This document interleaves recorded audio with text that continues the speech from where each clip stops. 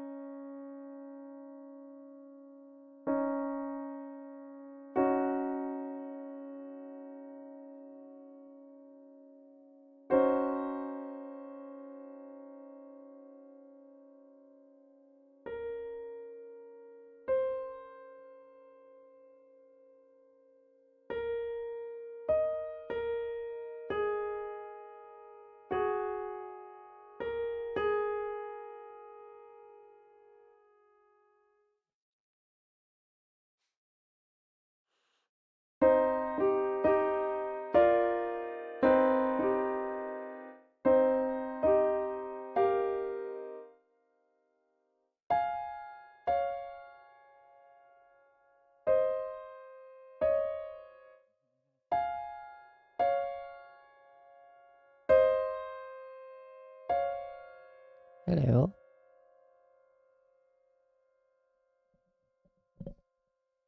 How you doing?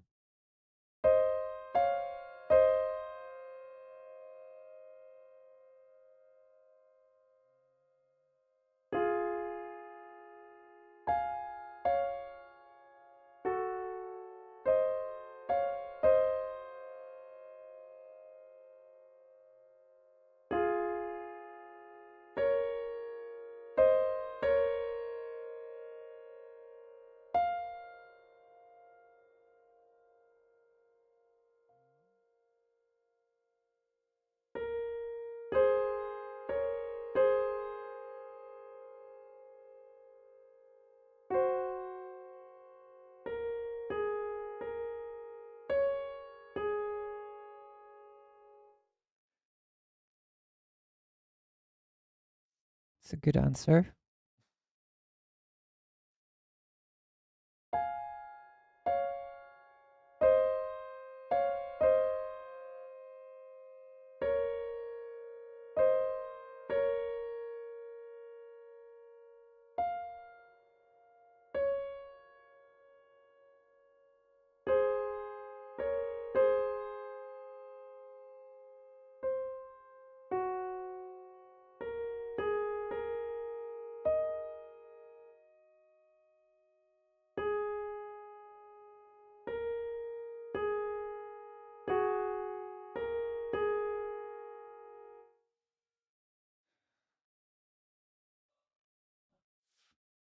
What's Ren? Should I not ask?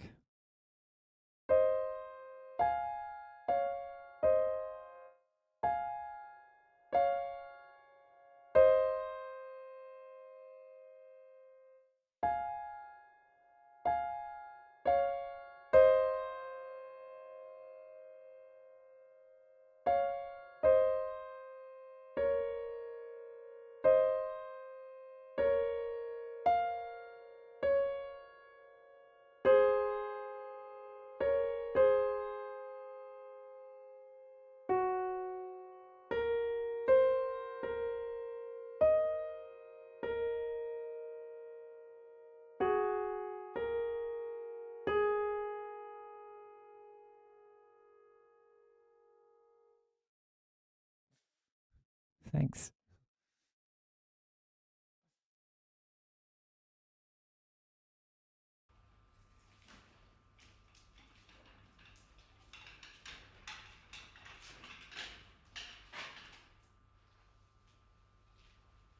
Oh.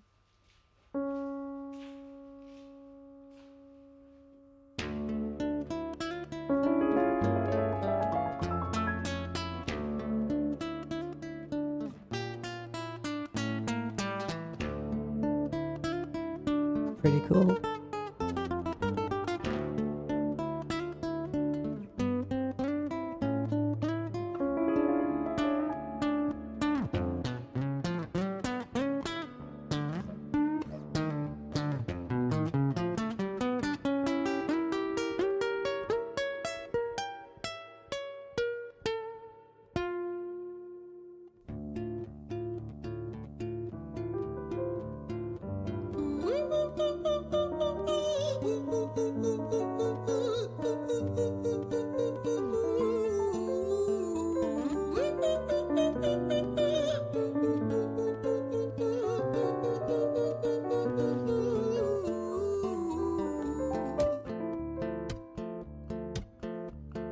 Hi there, Ran. It's been a little while. Did you miss me? You thought you buried me, didn't you? What? Risky.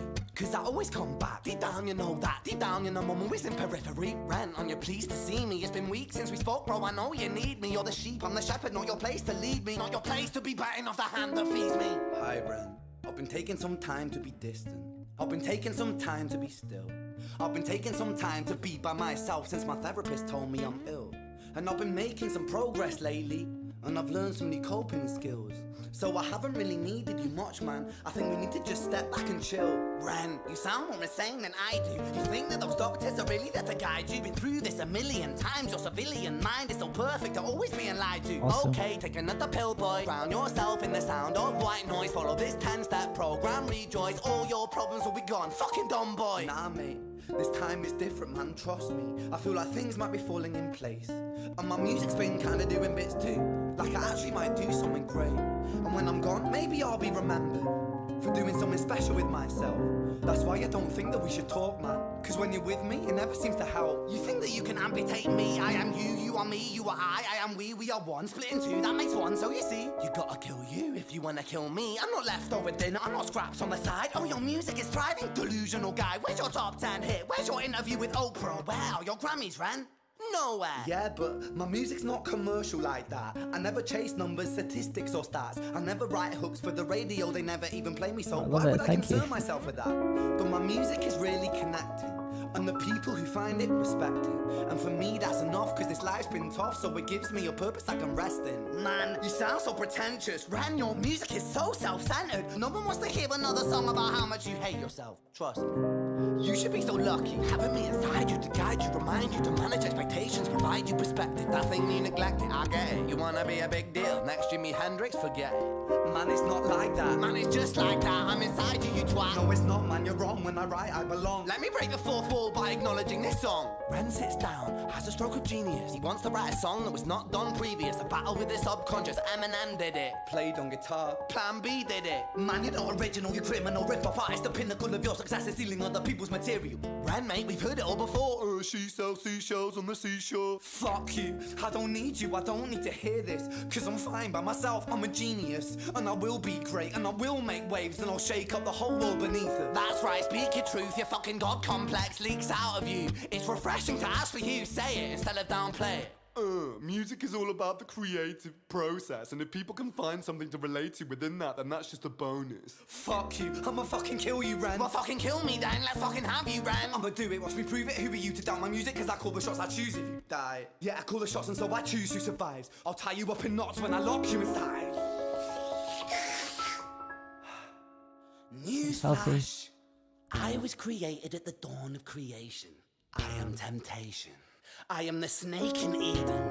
I am the reason for treason. Beheading all kings, I am sin, with no rhyme or reason. Son of the morning, Lucifer, Antichrist, father of lies. Mustopheles, truth in a blender, deceitful pretender, the banished avenger, the righteous surrender. When standing in front of my solar eclipse, my name is stitched to your lips. So you see, I won't bow to the will of a mortal. Feeble and normal, you wanna kill me? I'm eternal immortal. I live in every decision that catalyzes chaos, that causes division. I live inside death, the beginning of end. I am you, you are me, I am you, friend.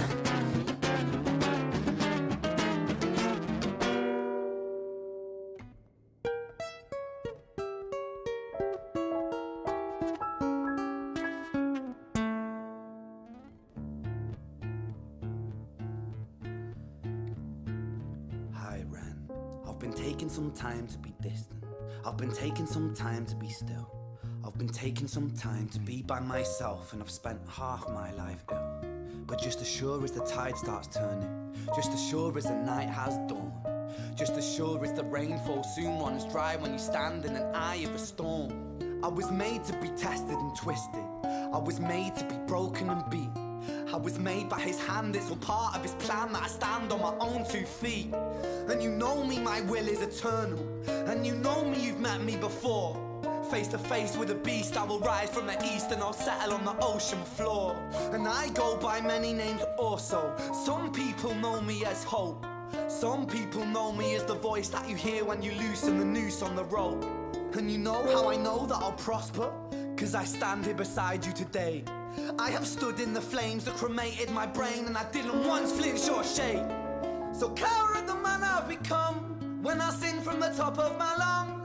That I won't retire, I'll stand in your fire, inspired by me to be strong. And when I am gone, I will rise in the music that I left behind. Ferocious, persistent, immortal like you, we're a climate-ed different side.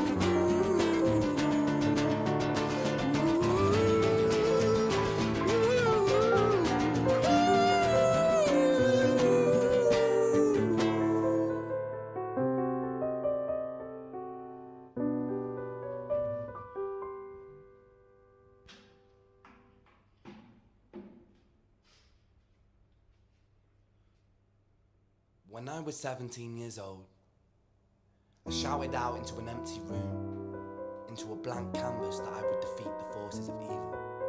And for the next 10 years of my life, I suffered the consequences, with autoimmunity, illness, and psychosis.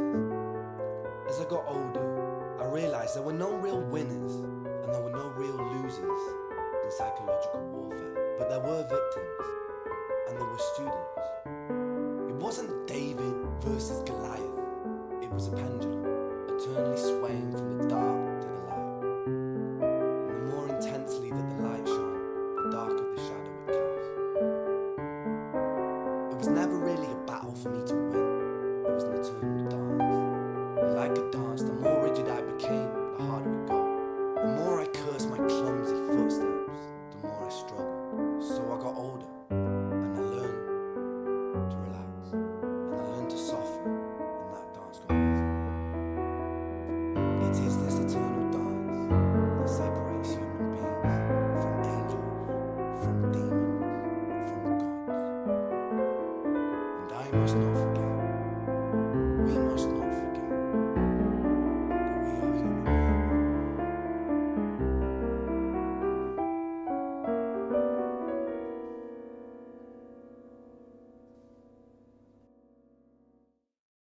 That was awesome.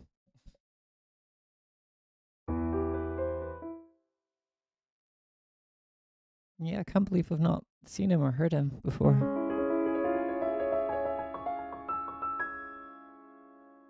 Yeah.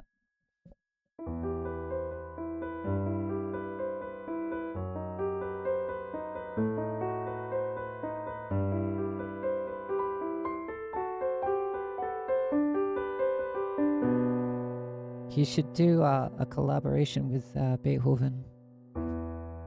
I think they get on.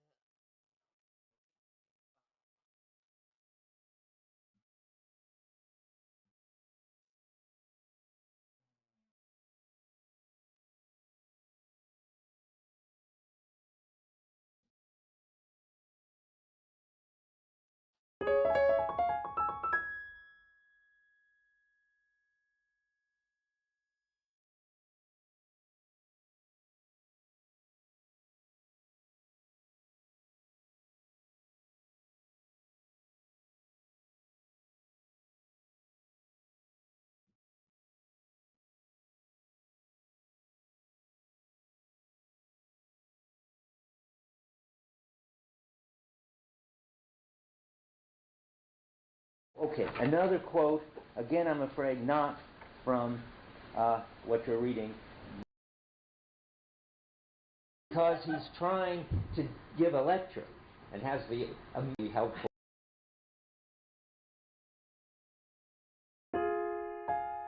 That's what they've got in common. But they're two utterly different modes of revealing. Both are ways of revealing, of aletheia. And in framing, that unconcealment comes to pass in conformity with the work of modern comes to pass in conformity with which the work of modern technology reveals the real as standing reserved. Okay, so that's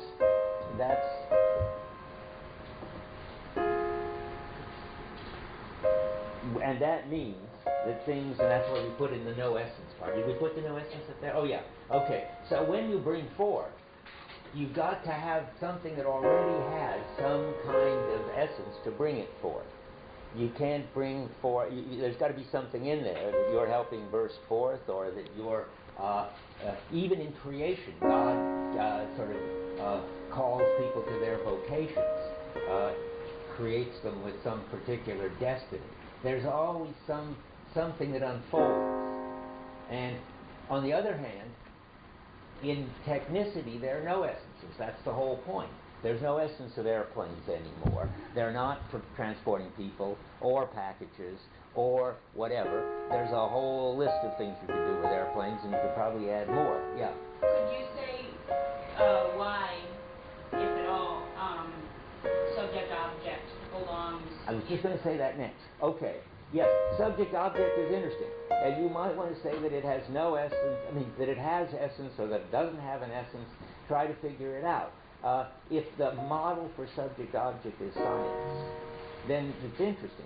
Scientists put out a ground plan, and relative to that ground plan, things show up with essences. That is, the essence of anything is matter and, force, mass and motion. Heidegger tells you what in the Newtonian ground plan counts as the essence of all objects. But it's a funny thing, because it's not as if you could bring out the essence of things, because it's only relative to a ground plan that they've got the essence. Under the Einsteinian ground plan, the essence of things are going to be, I don't know where they are in curved space-time or something. I don't know enough about it, but it's certainly not going to be the Newtonian essence anymore. And that's not going to be the last ground plan. So, subject-object is sort of transitional. It's not pure flexibility, but it's not things with essences independent of what we are, independent of the intelligibility we give them. Yeah. Just wondering, essence, isn't the point of essence that it comes in advance? Yes. So in modern science you get the same thing. Well, but there are two essences coming in advance. That helps. Is the essence that comes in advance something intrinsic, where you're cultivating it, bringing it out, like in plants, where you cultivate the plants, or in friendship, where you cultivate the friendship, or in children, where you try to help them become who they are, not who you want them to be if you do it right? That's one form of a priori. It's really in there. And another form is you decide in advance what will count as a such and such, and that's the ground plan one. And that makes the ground plan one a kind of challenging forth, because you insist that they can only come forth under your grounds for intelligibility, and you're not trying to get it, help them be what they are. Does that help any? You don't look convinced.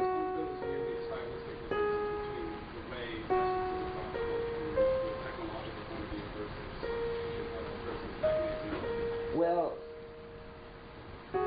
no, according to Heidegger anyway. Let's get clear what we're trying to do. And first, whether we're disagreeing about Heidegger, I don't think we are. Heidegger's got it clear, and maybe I'll read you quotes for a minute, that even the subject-object, and that's what I'm trying to explain because Liz asked me to, and I was going to anyway, that even the subject-object story is a story of challenging forth. He says so on 22.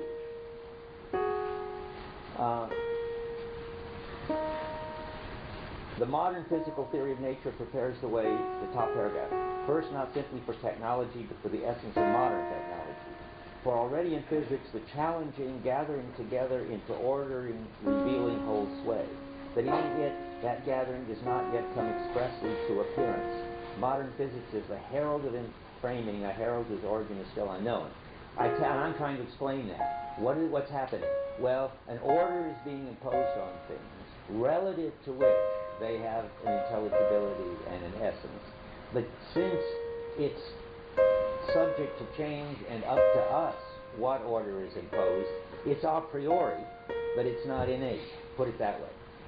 The essence story is that these things, trees and children and so forth, have essences, and you can't change them by changing your ground plan with respect to them. Yeah. In what sense is it up to us? In the ground plan. Not up to individuals. Not up to individuals. Up to science. Well, it's up to the community of scientists, as far as science is concerned, what ground plan they're all going to accept and what anomalies they're going to find, what will count as anomalies, given their ground plan. That's up to them. That's what I mean. They are going to challenge things forth as, say, matter-energy. And So, then, yeah. so they don't think of themselves as... That's right. We just said that last time. Remember, I was following John's point. Yes, they don't think of themselves as doing that, but we observe them and they're doing that. And Heidegger wants to make this big break. I mean, we could have written on there, poesis is pre-modern, and in framing is modern and postmodern. And that's how he sees it. And I'm just trying to explain it. Yeah. I think the last thing that I think, in order to make these decisions, is to say why techne doesn't count as challenging for it. Okay? Techne does? Oh, okay. Well, we aren't ready. Techne in the... Right, in that sense. That's... Because it looks like they're... Well, yeah, we know the answer to that one, but I'll get there. There's so many hands about this so far, yeah. If Heidegger says that we take essence as in a verbal sense, and that would mean that essence has to do with the way of revealing, then the way of revealing in technology is Verstand, and that is its essence. Is its essence. Yes, right. Sorry, or... So it would be no essence. Okay. Well, I see what you're all having now. Forrest makes it clear. I am using essence in two ways, or in the old-fashioned way. Heidegger uses essence in this way, that essence is how the clearing works, or how the practices work, to do a certain kind of revealing. Remember, I said he's just switching the notion of essence.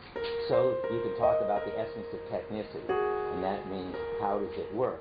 So technicity has an essence, and no wonder I'm confusing it. I'm going back to the old way of talking, where it belongs as part of the pre-modern picture that things have in them some tendency which we can further. Now, I've been using nurturing examples, where there's sort of something the child or the friendship or the plant is trying to be, and you can help. Now, he doesn't use nurturing examples because this funny fact that I guess I want to get up there and cross out poesis, but in a funny way. It's on the list, but he won't keep it on the list. He wants to cross this one out just for the sake of exposition. He talks about, I'll read you passages, he talks about how, as bringing forth, he says there's fuses, there's techne. He doesn't talk about this one either, but it's not that I think he's just not interested in this one. And this is, I put old-fashioned essence. Otherwise you will certainly get confused, and rightly so. And this is no old-fashioned essence, where things are being just flexible. It's really, there's an ontic and an ontological story about essence, I presume. When Heidegger's talking about essence, he's doing this ontological story. It's how a clearing works. And he's not even interested in the old-fashioned question of what's the essence of chestnut trees and dogs and children. That doesn't, that's, I don't know, just not on his list of things to concern himself with, I think. Now, but there was something else I was going to talk about? Oh yeah, well, let me go through step by step, because I wrote this down so we could try to get this sorted out. We got to get all this terminology right. So let's go to 29, because that's where he distinguishes uses from.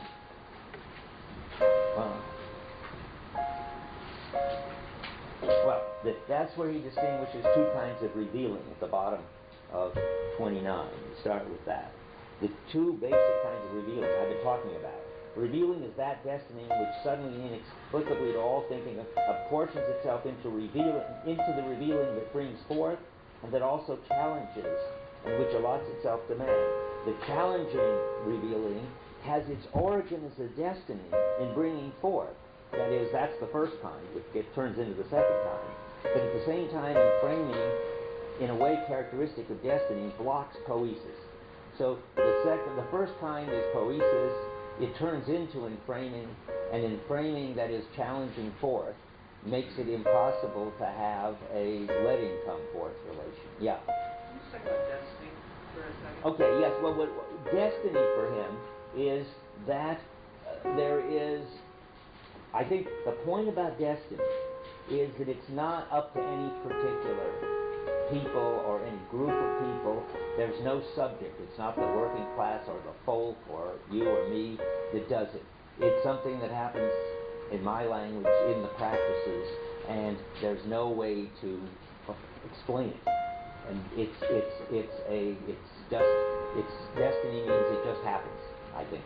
But he's very always. what?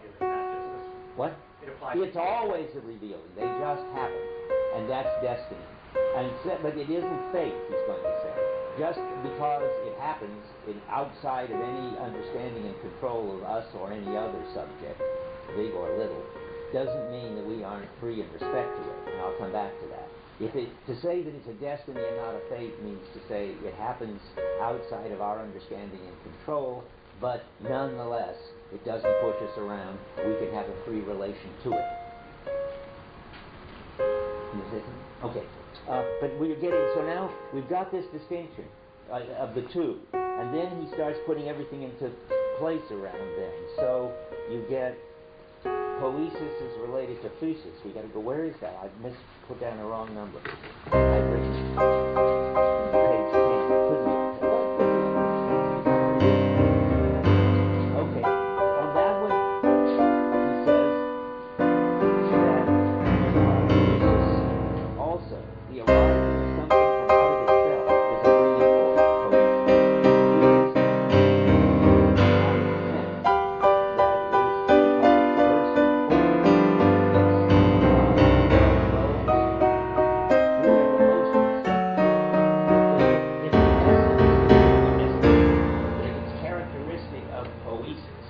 a bringing forth poesis.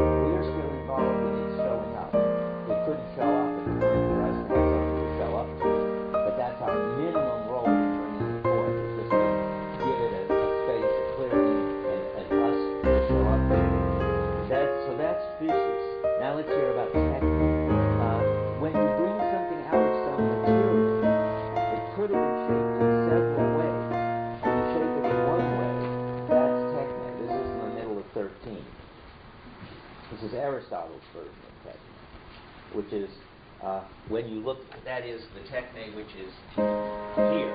It turns out that techne is going to be, you don't have that anywhere.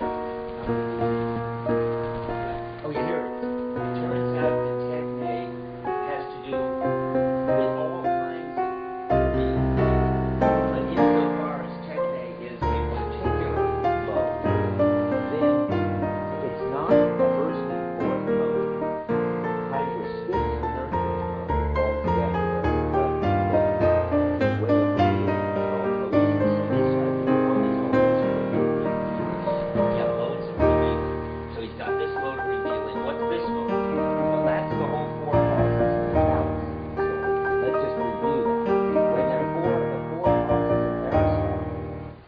not efficient causes. None of them. It's not like our causality, where we think of causality in a challenging way as sort of what pushes things around. None of these causes is a way of pushing anything around. What happens is, there is, with all of this is on page, where are the four causes? 6. Yeah, and 7. So you list them on page 6, and then you get them laid out on page 7, where he talks, starting on the 3rd paragraph. There's the helix part, that is, the chalice is indebted to the silver. There's the morphate part. The helix part is normally translated matter, but you don't want to think of this as just sort of pure, undifferentiated stuff. Silver already has capacities to be made into chalices and rings and money, but you can't make it into food, good. So it's the stuff, and you're indebted to. And then the form is the sacrifice. The sacrificial vessel is dedicated to the eidos, the aspect, which is like the form, that it's got the silver's got to be in a certain shape in order to be a chalice. And final cause is very interesting. The final cause is that it has to serve the needs of the community. I mean, you make the chalice because there are certain religious ceremony which requires the chalice. It's a sacrificial vessel. So the religious practices of the community are determining what's going on there. And then there is the maker of the chalice, and that's the one we think is the efficient cause. He's supposed to be sort of banging it into shape. But that's not Heidegger's story at all. Now I'm in about the 1, 2, 3, 4th paragraph on 8. The silversmith considers carefully and gathers together the 3 aforementioned ways of being responsible and indebted. That is, he picks the right kind of silver, he gets the right kind of shape for a chalice to be in this kind of religious ceremony, and then the fact that he bangs on the silver and gets it into that shape doesn't show up anywhere in this description, according to Heidegger. Did you get a chance to read about the wheelwright in Borgman? How many read that?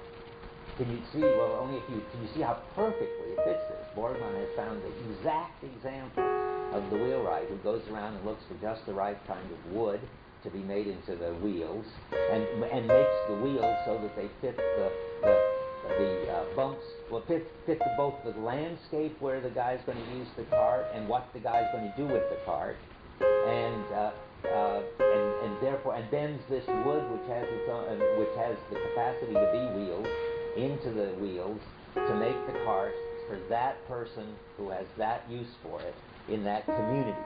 Okay, all this is meant to be a story of the specific kind of technique that Aristotle was interested in. It's that's a mode of revealing. It's a way of bringing forth. Now let's see.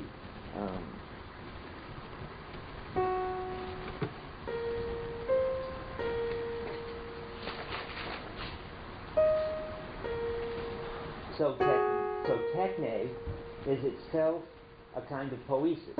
See how confusing this is from basic questions, where techne was Aristotle and poesis was an earlier stage in Plato.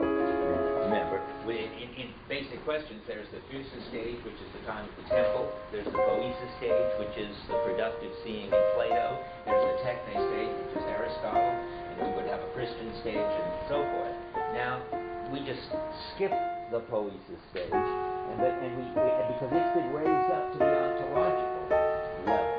But that's just for explanatory purposes. Right, yeah, I think he's just doing this so that people won't get confused. Of course, they haven't read basic questions, so they won't get confused. We have, and what is pedagogical for a lecture given in Munich to a gang of people is a disaster in this course, but we will straighten it out. So at the top of 13, that he's talking about techne is the name not only for the activities and skills of the craftsman, but also for, that's the one we just discussed, the chalice making, but also for the arts of the mind and the fine arts. Techne belongs to bringing forth. The poesis is something poetic. Poesis is the general category of bringing forth. All the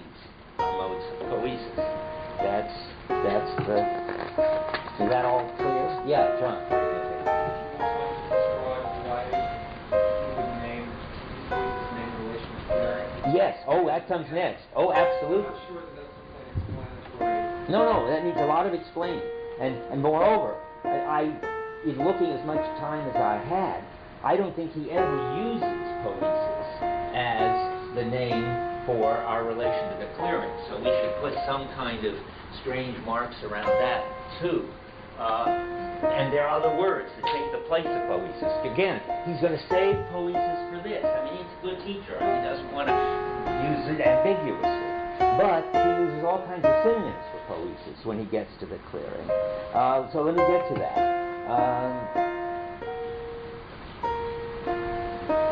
On page 27,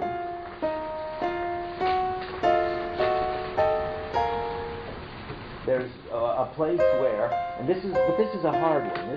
Let's try.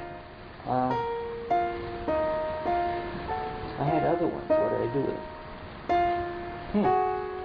That's weird. I'll find them again.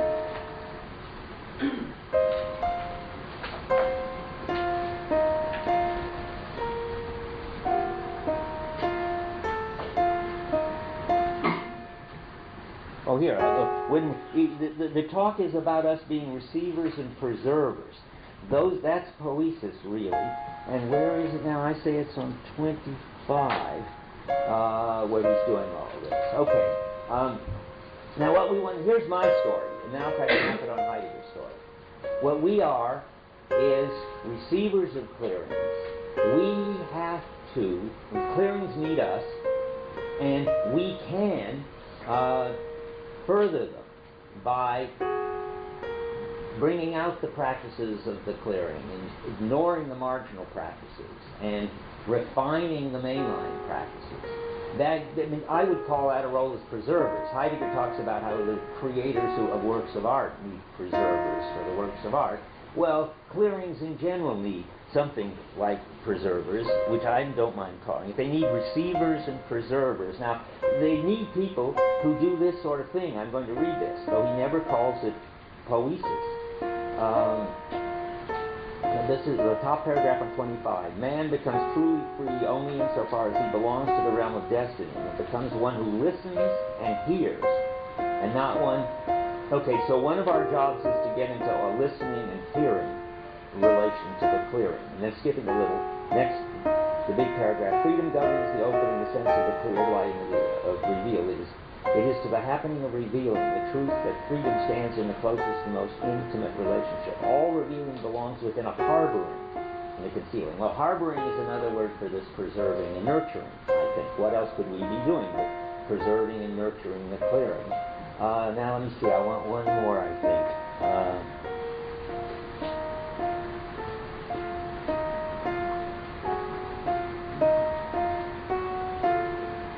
No, maybe I don't have another one. We are needed. Let me see if we go further.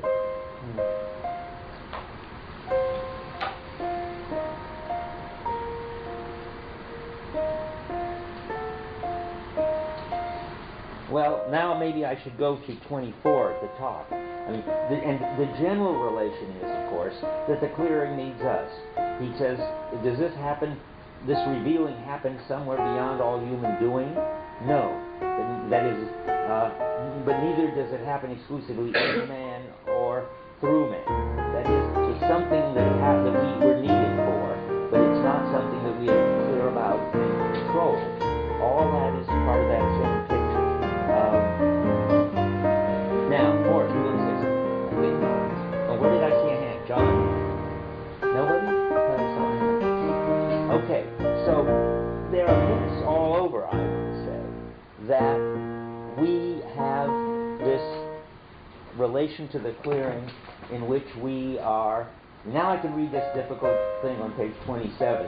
I mean, now I want to say, and now I'll read you a passage, a line that I think says it. We are in a poesis relation to the clearing all the time, whether we're sensitive to it or know it or not. It's up to us that the practices are preserved, perpetuated, that's enough. And so, poesis is going on all the time, so to speak, in the background and in relation to the background.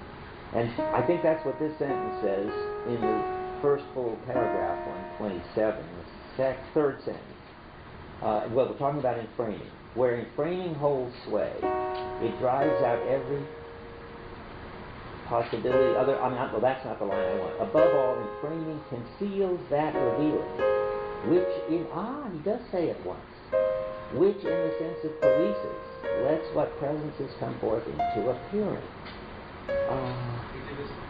We've had this discussion. This is a very puzzling sentence, and Forrest and I read it in two different ways.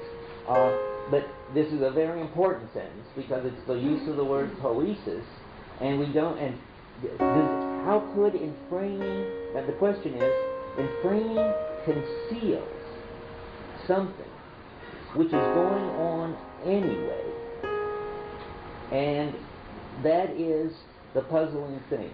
What could enframing conceal that was going on anyway and lets things come forth into appearance? Well, my reading is the only thing that is happening all the time and lets things come forth into appearing is the clearing. That's the opening in which things show up. It can't mean, if this sentence makes sense, I don't see how poesis could possibly mean bringing forth as opposed to challenging forth, because then it would say a contradictory thing, that enframing conceals a revealing. Well, no, I see it flips back and forth. I can see how Forrest reads it.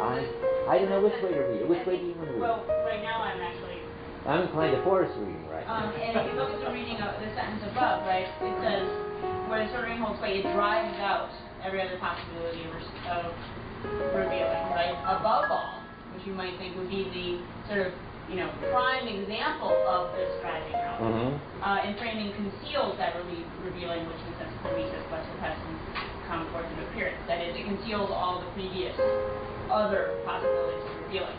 Now, that makes, in order to make that reading make sense, you need to equate driving out. How you doing, P. Gates?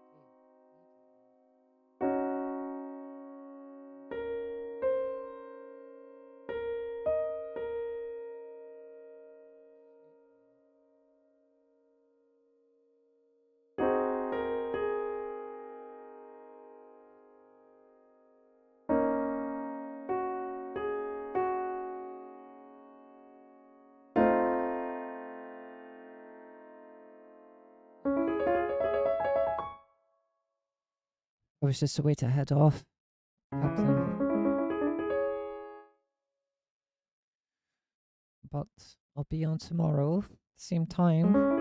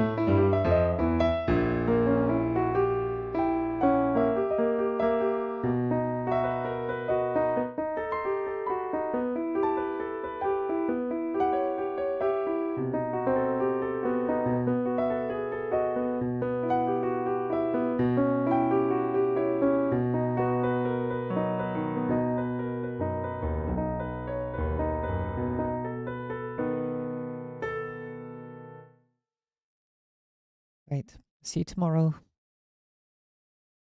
Ciao for now.